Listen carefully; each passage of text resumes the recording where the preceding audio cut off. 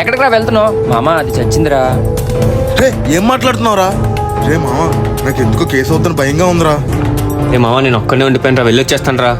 అరే నీకు బుర్ర పని చేయట్లేదుట్రా, అది చచ్చిందిరా అంటే. రే మామ, నాకు ఎందుకో భయం అవుతుందిరా, కొంచెం ఏదో చెయ్యండి రా మామ.